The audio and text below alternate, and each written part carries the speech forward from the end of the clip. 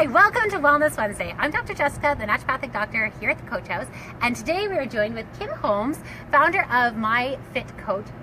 By Kim? My Fit Coach? My Fit Just Coach. My Fit Coach. Just My Fit Coach. Who is kicking off our summer series on how to stay healthy while exercise increases during the summer, and we're going to try and avoid injuries. So we actually have Kim coming back for the next few weeks as well. But today we're going to start off by just getting to know who Kim is and how she got started and everything, and then we'll do a little demo and some information at the end too. But Kim, yes. Tell us about yourself. Great. So hi, thank you for having me. So yes, my name is Kim Holmes. I'm a personal trainer and the owner of My Fit Coach. So I do a little bit of one-on-one personal training, but what I also do that's maybe a little bit unique is I do online fitness coaching and nutrition coaching. I specifically work with busy moms and sort of help them to navigate the whole taking care of their bodies, minds during the crazy, ridiculous stages of motherhood. Yep. Yes. Yeah. Yes. Because that's, like, for me, that's a big thing, right? Moms and parents, but moms specifically are like, I don't have time for that. No, my day is scheduled. I don't have time. I don't have any of this. And so I don't have time to go to the gym. I don't have to drive here. So by making it more accessible, this is it. And when I first started out as a personal trainer, I was not a mom, and I was training all these moms, and I was a total jerk, and I was making them work out 6 days a week for hours at a time, and they'd be like, I don't have time, like I've got kids, and I'd be like, well, you obviously don't want it bad enough.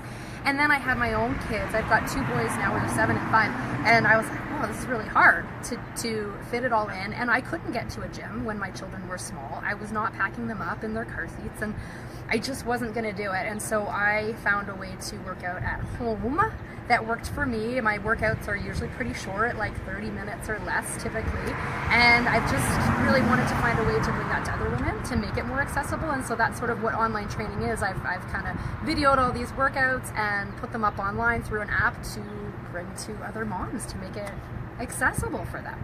And so we have more information about Kim and all of this on our blog, which will be linked to this, and on our Facebook page and all that jazz. Anything else you want us to know about yourself? Oh gosh, I don't know. I like coffee a lot. I like reading books. How long are the workouts? How long are generally the workouts that you're providing? Oh yeah, I try to keep them typically 30 minutes or less. Sometimes, depending on the type of workout that it is, there is a chance that someone's workout might go a little bit longer than that. But honestly, I try to keep them 30 minutes or less. It's sort of my golden rule, because anyone can do that. Anyone can find time to do 30 minutes. Not everyone can find 60 minutes a day. And I also try to be super flexible with the workouts that I provide. So on the majority of my programs, I kind of say, if it's a busier week for you, maybe you're only going to get 3 this week, and maybe I programmed for you to do 5, and maybe 2 are going to have to go by the wayside, and that's okay.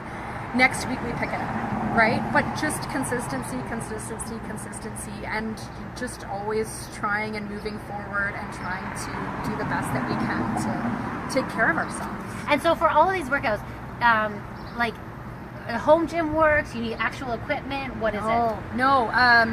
Once again, I'm kind of committed to simplicity and keeping it as simple as possible. So certainly some of my clients do subscribe and go to a gym and do the workouts at a gym, but I really wanted to make it easy to do at home. So in terms of equipment that people need for my workouts, you do need some dumbbells, and most people start off pretty light, and then they start going, I need some heavier ones, right? I do recommend maybe 1, if not 2 resistance bands, like the ones with the handles, and I give my clients guides on what those are. A stability ball, like an exercise ball, and then maybe a yoga mat, and that's pretty much it. So it's pretty bare bones. accessible. It's pretty bare bones, yeah. That's awesome. Yeah.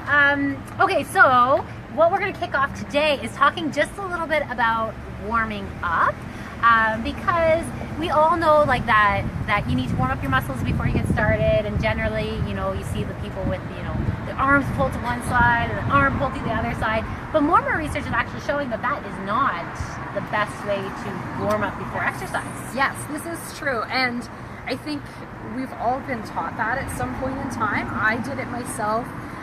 when I was a high school athlete, we would be taught to, you do your little jog around the court, and you'd stop and you'd stretch your hamstrings and you'd stretch your shoulder and you'd get all your major muscle groups, and then you would play, because the idea was it would help you to remain injury free and be faster and this, that, and the other. And like anything, we've come a long way, and research has come a long way, and we now know that that's really not the best way. So what we want to think about is, yes, we do want to warm up and we do want to stretch, but it's not in the traditional static stretching way. So what we talk about now is when we're warming up, doing dynamic stretching versus static stretching. So static stretching is sort of the old way, Yeah, and I actually read recently that static stretching can actually increase your risk of injury. Yeah. Because of the way you're pulling on your muscles. Totally.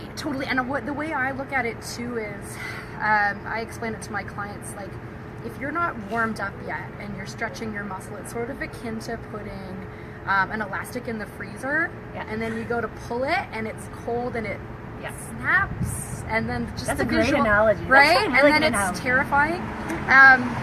So what I like to think of is, static stretching is just that. It's just a hold, right? The reach to your toes hold. Dynamic stretching is like moving your joints, your muscles through a range of motion, and kind of performing several repetitions of a movement, so that kind of on each repetition of a movement, you're getting a little more range of motion, a little more range of motion, blah, blah, blah, so on and so on. The muscle's getting warm, heating up. Yeah, it's heating up, and the key, honestly, it's mobility. So, like, for example, if I've got really tight hips and I don't warm up and stretch those hips and loosen up before I go into, let's say, a squat, I'm not going to get as low in my squat, and if I don't get as low in my squat, then I'm not actually maybe targeting the muscle groups that I want to target anyway, and just not getting enough range of motion. So there's so many benefits to doing a dynamic versus the static stretching.